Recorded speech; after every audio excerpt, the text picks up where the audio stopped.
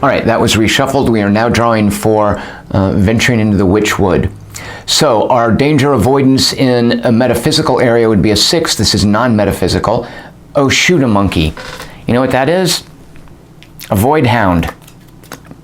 Okay, so what happens when we pass this danger check? So we're not going to encounter these monsters or this encounter, but we're instructed to deal with the void hound. Let's check this void stalker weakness. When you draw a danger card that reads your current space, you must fight the void hound along with any other monsters that attack you. And it always targets you. So it's just a lone void hound, it seems. We are safe here with the exception of the void hound. So during the danger phase, which is this, nothing happens. We're not going to have an encounter because we're safe, but we are going to fight a single void hound.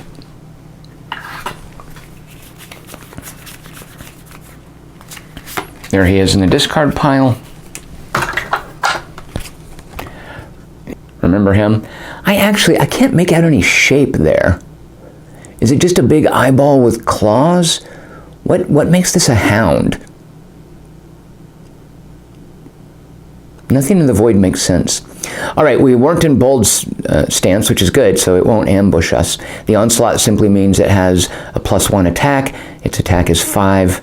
Since it's going to glom onto the Void Witch, any damage that she takes won't be healed next round because she is infected. So no ambush check. We start out with the Fugitive Fop. Firing, let's go ahead and definitely use the Tranquilizer Darts. Even though there's no way... Oh, I think I was misremembering. If our attack roll, which is 2 dice, equals or exceeds the hit points, which with 2 dice is statistically likely, then it's dazed. Am I remembering that correctly? If you hit with the attacked weapon and the total of your attack dice is equal to or greater than the target's remaining hit points, hit points and armor. So we've got to roll a 7 or higher, but it's equal to or greater. So we're definitely loading up the Tranquilizer Darts. Here we go. Oh, we get a power die. So we're still doing damage, but if this is 7 or higher, this thing is dazed and its attack value goes down. Excellent. Oh, not excellent because we didn't daze it. But we do 6 points of damage to it, which came so close to killing it before it could ever get an attack in on the Void Witch. Oh, except you know what I just remembered? Ignores 1 point of armor. So she did indeed dispatch the Void Hound before it could even get close to the Void Witch. That means we earn, is it just a 1-1? No, it is not. Look at that. 2 experience, 2 gold. And I believe we still lower the danger level in this area. I think it's the first combat you win in an area.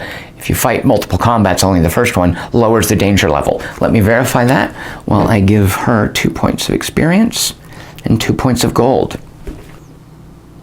Yeah, when the party is victorious, reduce the danger level in your space. Do it only once per game turn per space. Awesome. So I'm happy to have this Void Hound jump us as long as there's no one else around because it helps us there. So this is discarded. The Void Hound goes back into the void, and we will now rest in bold stance to explore this stretch of the path. So first we do our recovery checks. She's not wounded, no reason for her to roll. This is going, oh, did I? Yeah, I did that. So one of the great things about recovery is even if you fail your morale roll, you still shake off any of these condition tokens. So I know that these are removed.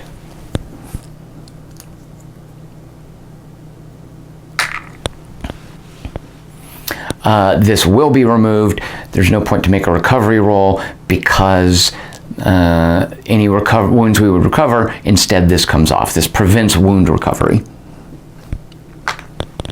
The Fugitive Fop, who's accustomed to comfort, actually does need to make a recovery roll. So she's rolling against her morale of 8 because when we camp outside, and this is an outside space, if she fails her recovery, she is demoralized. She rolled just fine. Really, the Fugitive Fop would rather stay in, a tavern or an inn. So in the rest of the rest phase, we want to make sure that this is explored. So I'm going to begin with a perception roll from the Void Witch. An 8 means this is now explored.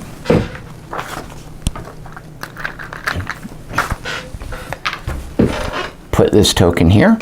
Because we're resting in bold stance and we are in an explored outdoors space, we are going to pick herbs.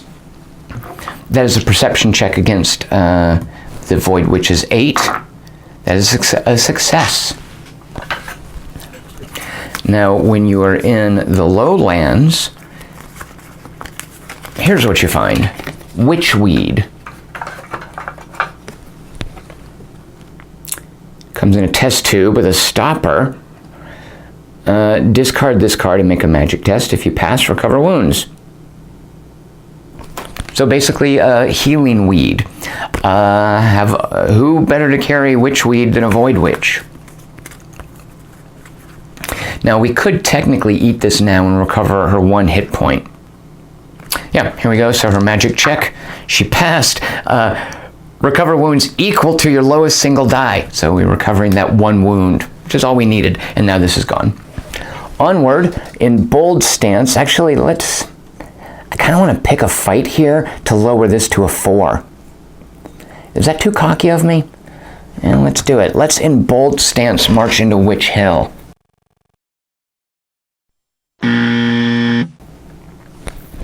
Now remember, what that means is the higher number cards you draw can put you into battles with things like epic monsters. Here we go, in a 5. Our danger avoidance was so terrible. Let's see, is this outdoors? Yeah, Witch Hill is outdoors. So we rolled we're drawing a 2 against a 5. We have an encounter, and we're going to fight 4 Lowlands monsters. I'm okay with that. I mean, I was asking for it. Right, here's our Lowlands encounter. It is something that will not resolve until, actually, what is it? A Verstreich Aristocrat. All right, I like this. It's a bit of a risk. What we're going to do is we've encountered this aristocrat. If we want, we can just jump him. How much gold is he carrying? D6 plus 3, he's got a decent amount of gold. But the better thing to do is escort him where he wants to go. We're going to roll a D6, it's going to be his destination. When we bring him there, everybody in the party gets, what is it, D6 plus 1 gold. And if we don't take him there, is there any reason, like, what if we just carry him around and escort him with us the whole time? Yeah, there's no time limit or anything. Yeah, he just hangs out with us until we get him where he wants to go. But first we have a battle. Okay, set this aside. Oh, this was supposed to have been shuffled back in the deck. And these guys go in the discard pile. What is everyone doing in the wrong place?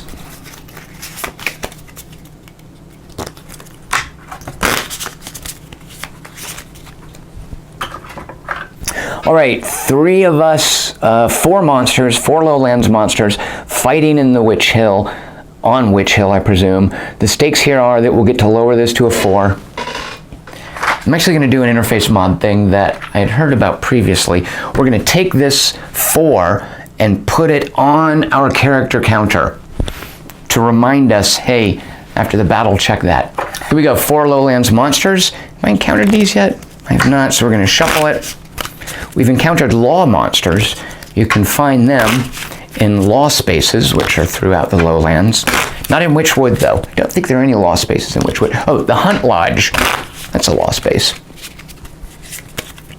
All right, 1, 2, 3, 4 of these fellas. We have here a corpse feeder. Filth, vermin. Look at that. It eats corpses. Oh, it's an ambush. We are in bold stance, and it will slime you, which reduces your agility. Goes after whoever has the highest wounds. Nobody is wounded, so I'll table that decision until later. Skinwalker.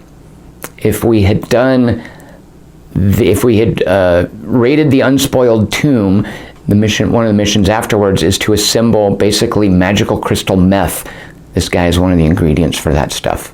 The Skinwalker, Fear, oh, shoot, that's terrible. Fear, I think, makes everybody roll. I think Fear will stun all of it. You know what? I'll look it up in a minute.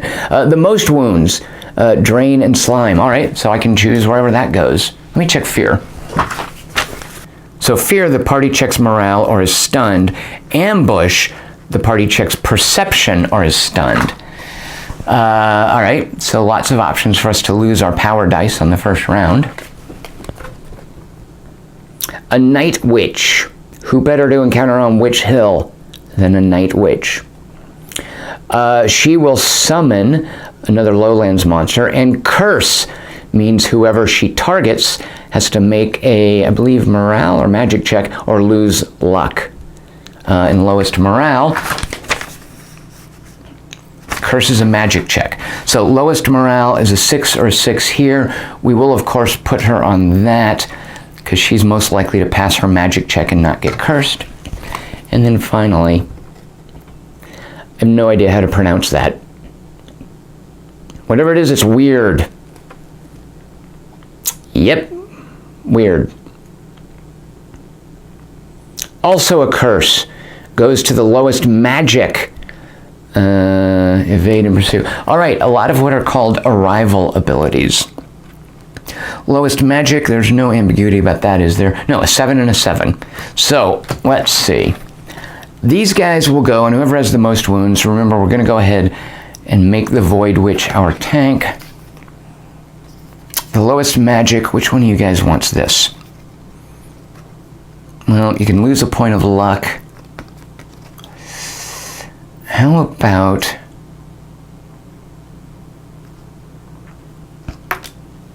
let's go ahead and put it on the Fishy Confectioner, which will free up the Fugitive Fop to try to tranquilize something in the first round of combat. All right, in Assault Stance, here are her attack dice. Oh, no, we have to resolve all these ambushes and fears. All right, the Curse is a magic check of 7. We do not lose any luck. The Curse here, a magic check of 9. We do not lose any luck. All right, now here are the more powerful abilities. Ambush is a perception check, or we lose our power die to stunning. Fear is a morale check, or we lose our power die to stunning. Both terrible. All right, starting with the Fugitive Fop, a failure at morale of 8 or perception of 8 will mean she is stunned. There's 1, that's morale, and perception, she succeeds. No stunning for the Fugitive Fop. A failure of a morale of 6, so she is stunned on her first turn. Here's the stun. And a failure of a morale of 6. Not afraid. No, what is it? Yeah, not afraid, but let's see if she's ambushed with a perception of 7. No, not ambushed either. All right, that wasn't as painful as it could have been. So we now do get to assault with the Fugitive Fop with these dice, with this power die. Who do we most want to... Let's see, who do we most want? Well, this is obvious. The Witch. So if we can get her out of there, which means rolling a 6, but then the Void Witch can try to... Yeah, if we can get her out of here, she won't summon something, because I don't want one more thing on me. Although, actually, am I maybe okay with something being summoned? Because, you know, it's more experience points. Let's not push our luck. She is going to, because it would be nice also, let's see, what are we coming in? Attacks. This attack of 4 will slime the Void Witch. Oh, and this attack of 3. You know what? Oh, no. I don't think there's any way. All right, here's what I'm going to do. I'm going to try to tranquilize the Corpse Feeder. I'm going to resign myself to something being summoned by the Night Witch. Because I would like to get this low enough. I don't want the Void Witch slimed because she's going to be tanking. So, oh shoot, but we have to roll an 8 or higher in terms of our attack. So maybe would it be better to tranquilize... let's go for it. Let's try to roll an 8 or higher. So if our attack roll is 8 or higher, oh, by the way, it has to be exactly 8, otherwise we have a miss. So that seems a little unlikely. So let's just go ahead and maybe if we get a 6, we can kill the Night Witch and she won't summon anyone. So So rolling against the perception of 8. Oh, we do ignore 1 point of armor. Yeah, we're still trying to get the Night Witch. All right, the Night Witch is hit for 5 points of damage. She is dazed, which means she's only going to roll an attack of 4.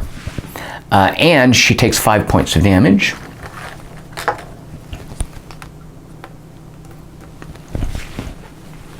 And now we are on defense. So here's the thing: we aren't going to get the power die for defense.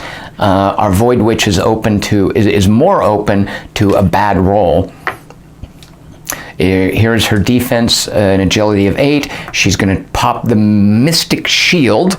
The higher of these 2 dice, which are rolling against a 9, are the number of wounds placed here, but they won't help with this. All right, she successfully defended with a 6. That's great. Best case scenario there. And we're going to put 3 wound tokens on the Mystic Shield. And now the Fishy Confectioner. And now she's no longer stunned. Happy to get that out of the way.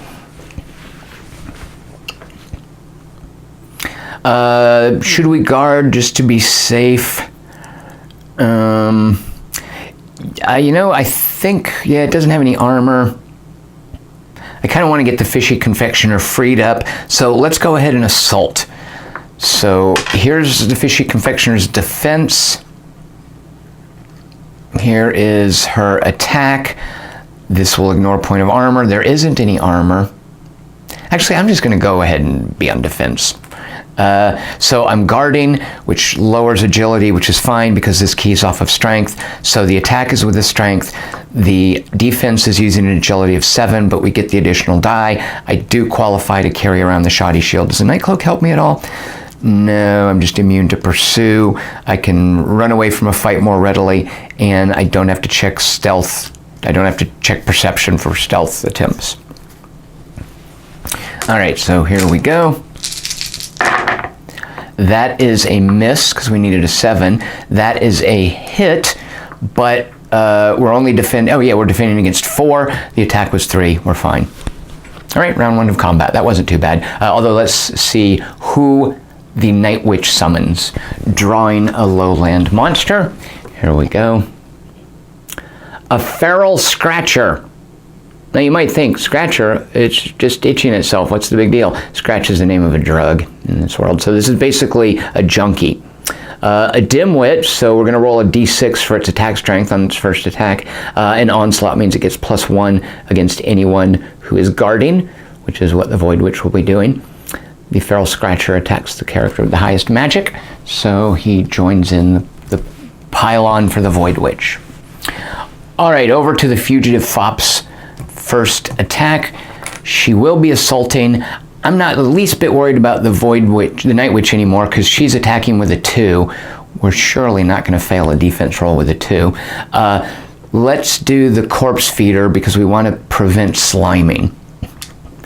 So we are rolling against our perception of 8. If we get 8 or more on our attack, which is exactly 8, we will daze it. All right, that is a successful attack. We don't daze it, but we do 4 points of damage, ignoring 1 armor. That means only -1, so 3 points of damage. Guarding. Guarding with her 8. Attacking now with her Sacrificial Dagger of an 8. This is her defense, and she's popped a Mystic Shield, which will intercept 3 points of damage.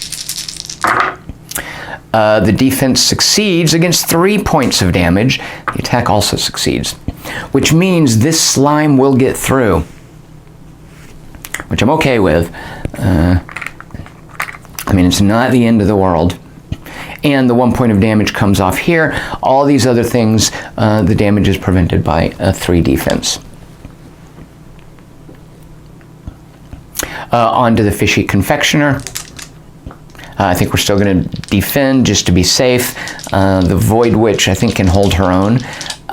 So here we go. All these dice were pretty much all rolling against 7s. That's a successful defense, but only against 2 points of damage. That's a successful attack for 3 points of damage. So with a 2, this means 1 point of damage comes through, and the Evader Pursued when the weird thing, again, I don't know how to pronounce that, damages you, there's no ill effect. You just have a hard time running away from it. If you're attacking it with melee, which we are, doubles would be a miss. Instead, we hit it for 3. And that was a guard. The next round of combat. Starting with the Fugitive Fop's Assault, let's go for this Corpse Feeder. Although I don't care if we're slimed now. Actually, is that right? Yeah, let's go for the Corpse Feeder, who's most likely to hit the Void Witch. Perception of 8, ignoring a point of armor. We're not using the Tranquilizer darts in case we roll a 12. That is a successful hit for 6 points of damage, which will, in 1 point intercepted by the armor, which means 5 points of damage, which kills the Corpse Feeder. Void Witch on defense.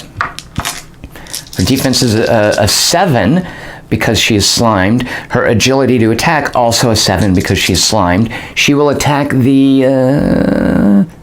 this guy drains, which means he heals damage. So let's go ahead and attack him. Oh, you know what I didn't do? I didn't roll the dim... The Dimwit's attack is a 1. Perfect, but that's just the first round. So let's attack the Skinwalker. The attack misses. The defense succeeds and intercepts 6 points of damage. On to the Fishy Confectioner. We're just going to stay in defense mode because I'm pretty sure we're going to kill this thing. It's actually assault. I'd like to just make sure to get rid of it this round. So we're assaulting with a 7. We're defending with these 2 dice. There's 3 points coming in. We successfully defended 3, which is all we needed to, and we did 4 points of damage, which kills it.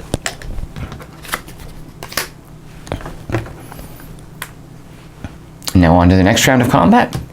Remove the counters. This is now a 3. Let's go for the Skinwalker with the Fugitive Fop's weighted pistol. Do we want to try to daze it? You know, it can't hurt. I mean, it can. We could... What are the odds of rolling a 12? All right, that is a miss, though. 9 points. A 9 against an agility of 8. That was the assault. Here's the guard. These are again off of 7s because she is slimed. A successful defense of 3 prevents any incoming damage. An attack of 3. Oh, I didn't say, but I'm attacking this. 3 wounds. And now we will assault the Skinwalker with the Fishy Confectioner's Spiked Maul, which uses a strength of 7, ignores a point of armor. Big miss. And that would have ruined, it would have discarded our Tranquility Darts if that had been the Fugitive Fop. Next round. Against the Skinwalker. A 9 misses. Defense. Oh, what? Hold on, redo all of them. There. The defense fails, which means she can... This is probably what I should have been prepared for. She can intercept only 2 points of damage. Her attack does succeed. All right, yeah, I don't like this at all. So we've got 2, 5, 8 points of damage coming in. And the drain will heal 1 up. This makes it 6 points of damage. And I got sloppy. So she is here with her wounds. That was a bit of a tactical error. Why wasn't I more prepared for that? And now on to the Fishy Confectioner's Assault. I mean, frankly, that's how the game works, is that normally you get used to making the rolls. They succeed more often than not when you're rolling against 8s or 9s. But the game is all about what happens at that moment you make this terrible roll. So the Fishy Confectioner's Assault, we will again go against, use the Skinwalker. Oh wait, nothing. Yeah, so the drain healed up a point of damage. I believe that's, yeah, let me just verify that. Yeah, so if it wounds you, the Skinwalker's drain triggers, which heals 1 point of damage. So now let's see if we can finish off that Skinwalker. A big miss. Next round, starting with the Fugitive Fop's Assault on the Skinwalker. That is a miss.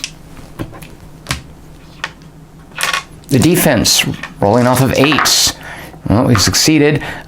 Intercepted all the damage. 3 points of damage kills the Skinwalker. and the fishy confectioner. Let's work on the feral scratcher. A 7 hits for 5 points of damage and kills it.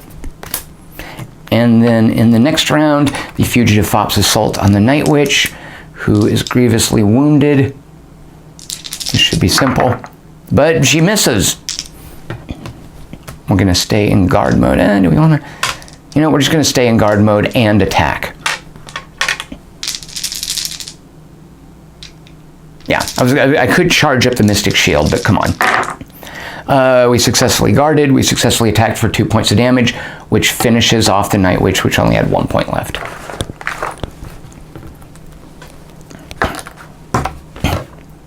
All right, let's tally up some experience, gold, and loot. 2 points of experience here. 3 points of experience here. I see some new skills in our future. 2 points of experience here. No gold. Corpse feeders are... Apparently they don't have pockets for money. 3 points of gold here. So from 8 to 11. And no gold here. This weird thing, and feral scratchers don't have any money in their pockets either. Oh, wait, before I do that.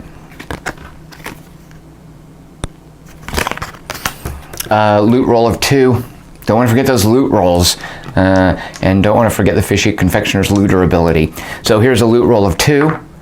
Here's a loot roll of 3. And here are 2 loot rolls of 2. All right, but now, remember what we get to do. This is now a 4.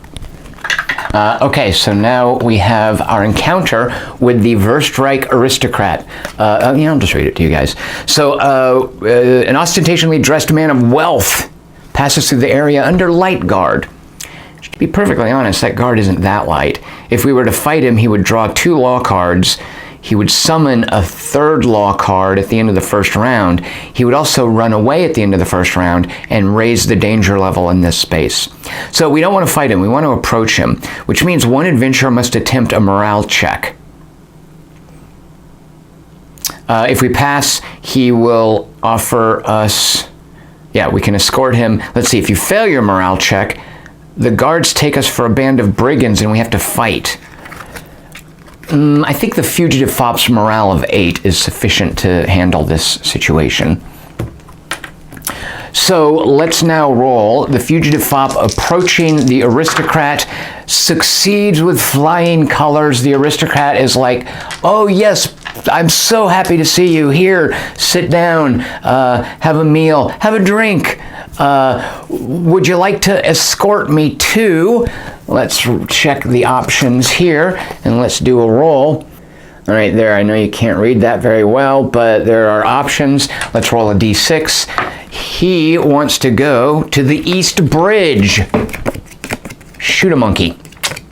It's a bit out of our way. Oddly enough, it's a bit out of our way, but we could fast march there this round. So we're at Witch Hill. We would just cross this road, get to the East Bridge, and that's a d6 plus 1 gold each, and reduces the bounty level, which would make it super safe to travel around, well, to deal with law cards at any rate. And we are, I did say before, we are pro-commerce, pro-law, so we like having a low bounty level. So after we explore Witch Hill, because we've just arrived, we have to rest here to explore it and make it part of our caravan chain, we're going to run over to East Bridge and bring this fella. So we keep this card as an ally. Obviously, he is an ally of the fugitive fop. And we go on to the next turn and we rest here boldly. So morale checks are mandatory, which the fugitive fop, if she fails, will be demoralized because she doesn't like sleeping outdoors. That's fine. The morale check here we definitely want because the Void Witch is hurt. Oh, we actually made it. Sweet. Did not expect that. And the morale check here, there's 1 point of damage. Even if we fail, it will heal up, but we succeeded anyway. All right, we've healed all the damage. Let's now explore the area with our perception of 8. Successful. Witch Hill is now explored. And now that it's explored, let's pick some herbs. And that way we can carry around the witchweed that we can use to heal. We failed our pick herbs action, which rolls against perception. Let's see about spending some of these experience points. Now normally, as I mentioned at the outset, my own policy is to initially buy the 2 recommended skills on the opposite side of the character cards, because I feel like it gives the characters structure and unique flavor. The Fugitive Fop's Dilettante skill is the ability to spend skill points on something that she may not normally qualify for. So I feel like if I were to buy something for the Dilettante skill, I'm not violating my own rule. Now there are lots of options, and I think, so Transmute is the other recommended skill. I really have no desire to get that at this point. The one I'd really like, it's called Deadeye Fire, what is it? Deadeye Shot. The one I would like is called Deadeye Shot, and it basically lets the Fugitive Fop manipulate dice during an attack, which is really helpful. Unfortunately, it costs 13 experience points. The Fugitive Fop is only sitting on 10. So with those 10 experience points, do I buy something or do I save them up? I think I'm going to save them up. Similarly, the Void Witch, she has 8 experience points. She could flip Decay and start doing damage. Alternatively, and I think more cautiously, she could save up another couple of experience points to flip Mystic Shield and make it more effective, because it turns out that she really is being our tank. So nothing for the improve action for this bold rest that we used to explore Witch Hill. For the danger phase, we now draw against Witch Hill's 4. We did very poorly.